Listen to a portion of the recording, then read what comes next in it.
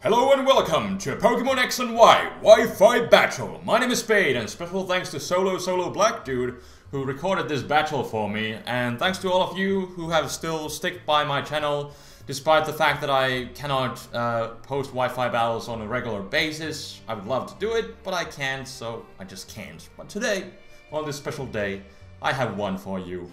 So without further ado, let's just jump right into it. Had this like about a month ago against Urza from my Facebook page. So without further ado, let's get the ball rolling, and I'm gonna start the match with my Breloom like I usually do, and he's gonna lead with Axelgor, and he's gonna go for the final Gambit right off the bat. And the good news is that I do live the hits thanks to my safety belt in form of Focus Sash, but the bad news is that I lose the momentum. Because Breloom is meant to just put something to sleep and then destroy the next Pokemon that comes in, and obviously this time it was not the case. And on top of that, as he brings out his Manectric and Mega Evolves it into Mega Manectric, I didn't know that it actually had Intimidate at the time. Now obviously I do, but at the time I didn't. So this Mach Punch actually doesn't do as much as I was hoping, only roughly 25%. So that kind of blows, but the good news is that he does go for the Volt Switch, meaning that I will get the Switch Initiative, because I do know what he's gonna send out now as he goes into his Rotom, so I am able to play accordingly, and I decided to go into my Ditto just to see what is going on here, and it actually turns out that he's running a Choice Scarf Rotom, obviously because he is able to outspeed me. Because my Ditto is Choice Scarf, but because I don't have perfect speed IVs, because this is just a random Ditto that I captured from the Friend Safari, I am able to go after him, which is actually good, because I now do actually get the momentum going on, because he goes in his Dragonite, and on top of that, I do get to break his Multi-Scale, because Volt Switch does do enough to a point where his Multi-Scale will stay broken. And so I decided to go into my Mega Gengar, or Gengar, and rather just Mega Evolve it, and then just go for the Dazzling Gleam that I'm running on this Gengar. And I was just kind of hoping to 2-hit KO him, but the Dazzling Gleam actually doesn't do nearly as much as I thought. And on top of that, he's gonna be able to go for the Substitute, and now I just kind of panicked, and I just went for the Dazzling Gleam again to break his Substitute, because I wasn't really sure what was going on. But obviously, in hindsight, it was obvious after the damage that I saw and from the Substitute that he's running a specially defensive Multi-Scale Parashuffler. So what I should have done is just gone straight into my Azumarill, but at first I was just hoping to keep my Azumarill as healthy as possible, because I'm running the belly drumming set, and first I wasn't sure what kind of set he was running, but I should have taken notice from the damage from the Dazzling Gleam and the sub that he was running the specially defensive Parashuffler, and just gone into Azumarill as soon as I saw that sub. But now I know that he's just trying to stall me out here with Roost until I get paralyzed, so I figured now, if ever, is a great opportunity to go into my Azumarill, because there is really nothing that he can do to me, and I'm just able to fire off a stab super effective Play Rough. Or so I thought, because he goes for the Thunder Wave, and of course I get fully paralyzed on this turn. And that really blows, because I cannot break the Multi-Scale of this Dragonite, which definitely is gonna come into play later on in this match. On top of that, I get paralyzed again, and this Play Rough, I didn't have Choice Band, but it would have easily done like about half to this Rotom, which really sucks. And because I lose all that momentum, I decided I'm gonna be that guy who switches his ground type on a Rotom. But it was kind of obvious that he would do that, but still, I had no choice. It was not really a good play, but I just had to do it. And it does pay off, and I know he's gonna switch out, so I'm gonna predict him to go into something and just go for the EQ, because I know he's not gonna go into this Dragonite. So I go for the EQ, nail that Scissor, and now the optimal play is to go for the Rock Slide, because if he stays in, I can knock out his Scissor, and if he goes into his Rotom, I can do a great chunk of damage to him. And I do get a bit of a revenge hacks, if you will, in form of a critical hit. But then again, had I hit the play rough earlier, you know, this Rotom would be dead. But then again, everything would have most likely played out completely differently.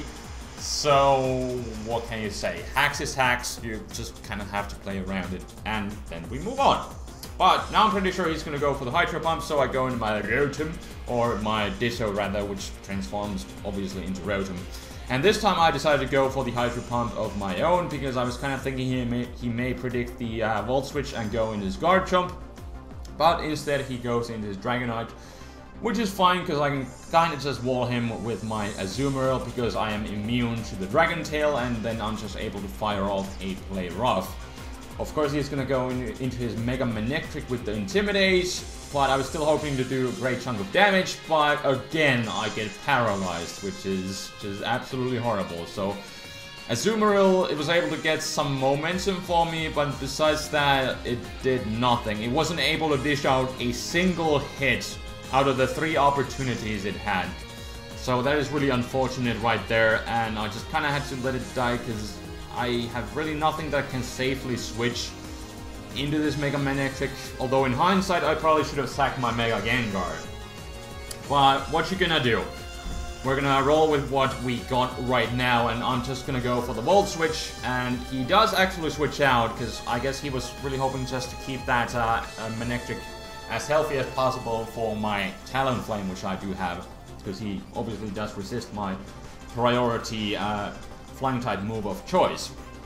So right here I go into my Gengar and I lure out his Guard Jump, and I actually have a little plan in the back of my mind, which I'm going to do right now after sacking my kind of useless paralyzed Mega Gengar. So I go into my Ditto, and honestly he has nothing that can safely switch into a Choice Scarfed Guard Jump. So I'm gonna lock myself into Outrage, and this will obviously knock out the Guard Jump first off, which is really awesome. And the second thing is that I can lure out his Scissor, because I'm obviously locked into Outrage, so this is easy pickings for his Scissor. But of course I am able to take this as an opportunity to set up with my Talonflame. And thank goodness the rough skin does not knock him out, so the Scissor stays alive, and I can bring out my Talonflame in safely and just start setting up with some Sword Dances. Now the problem, however, is that because of the things that happened earlier, because of my Azumarill getting paralyzed, I was not able to break his Dragonite's multi-skill, and I wasn't able to get off a good chunk of damage to his Mega Manectric with Intimidate. So after +2, especially with the Manectric with Intimidate, that is not enough. So I need to go for a +4 and then knock him out with the Acrobatics. And of course I am able to outspeed his Bullet Punch with the priority Gale Wings Acrobatics, and now I do have +4, and as he goes into his Mega Manectric, he does get the Intimidate, he does have the Resistance, but this is Talonflame. He's the janitor, he is here to clean up, knock him out at +3, and thank goodness he didn't go into his Dragonite first, because now as I go for the Acrobatics, I'm still at +3 after the Intimidate, but still that does, after multi-skill I'm only able to do like around half to him, and even at +4 that Dragonite would not have died to Acrobatics.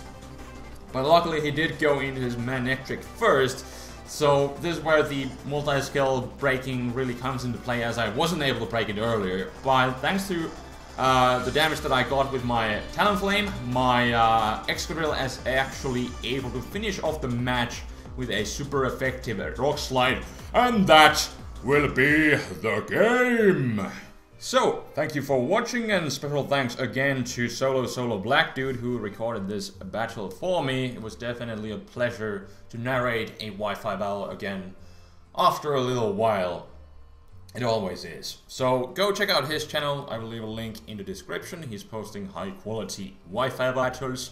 And again, thanks to everyone who has still been watching my channel, because yeah, I know a lot of people would love to see Wi-Fi battles, but you know, I can't post them, so at least some people are still watching the showdown matches that I do try to post as often as I can, and the CC episodes. So thanks to everyone who is still supporting my channel. I really do appreciate it. But that's all I got today, so thanks again everyone, and I will try to pump out showdown battles as often as I can, so at least stay tuned for those. And so, until next time, this is Spade, signing out. Peace!